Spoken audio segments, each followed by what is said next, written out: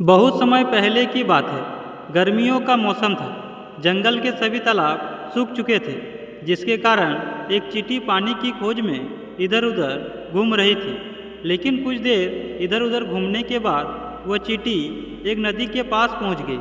वहां पहुंचने के बाद वह चींटी एक छोटी सी चट्टान पर चढ़ गई और वह पानी पीने की कोशिश करने लगी। लेकिन जैसे ही वह पानी पीने लगी, तभी उसकी पैर फिसल गई, जिससे वह नदी में गिर गई।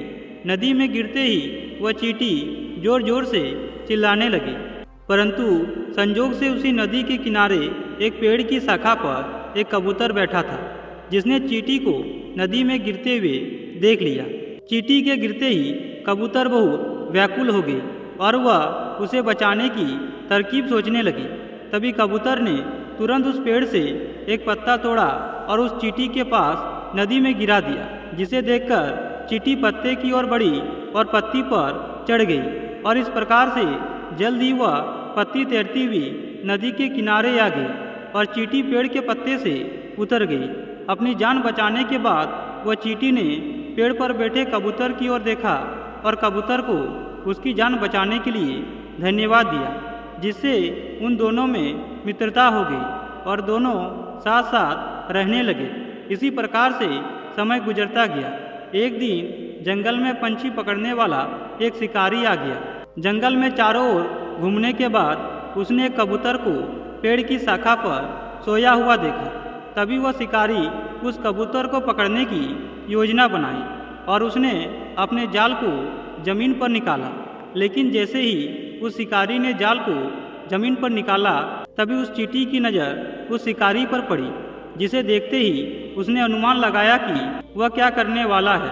तभी उस चींटी ने अपने मित्र को देखा कि वह पेड़ पर आराम कर रहा है और उसे शिकारी के बारे में कोई पता नहीं है। तभी उस चींटी ने उस शिकारी की पाँव पर चढ़ गई और उसके पैर पर जोर से काट लिया। चींटी के काटने पर उस शिकारी को बहुत तेज दर्द हुआ। अपने दर्द से कहरते हुए उसने जोर से चिल्लाया। उस शिकारी की आवाज़ सुनकर कबूतर जाग गया। जब उसने अपने सामने शिकारी को देखा तो वह वहां से तुरंत उड़ गया और इस प्रकार से कबूतर ने चींटी को उस शिकारी के कैद से बचाने के लिए उसे धन्यवाद दिया। तब चींटी ने कबूतर से कहा कि मित्र, कुछ दिन पहले आपने मेरी जान बचाई थी और जो दूसरों के साथ अच्छा करता है उसके साथ बुरा कैसे हो सकता है। मित्रों, अगर आप दूसरों के साथ अच्छा करोगे तो निश्चित ही आपके साथ भी अच्छा ही होगा। इसलिए कहा गया है कि कोई भी कर्मों का फल प्राप्त किए बिना मुक्त नहीं हो सकता। कर्म के आगे किसी का जोर तथा रिश्वत भी नहीं चलती। इसी प्रकार कर्म का फल कोई परमात्मा नहीं देता। व्यक्ति जो करता है वही उसे मिलता है।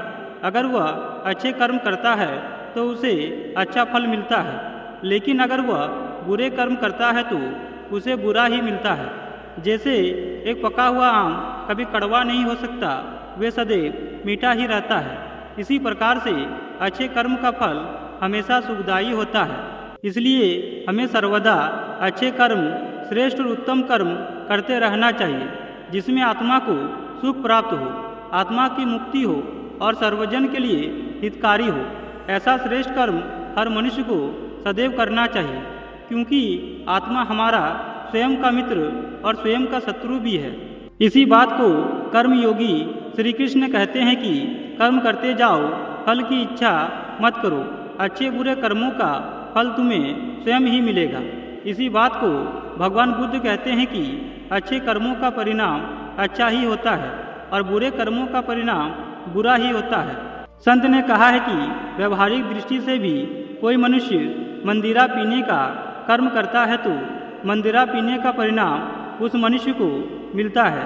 इसके विपरीत कोई व्यक्ति शहद पीने का कर्म करता है तो उसकी वाणी मीठी हो जाती है।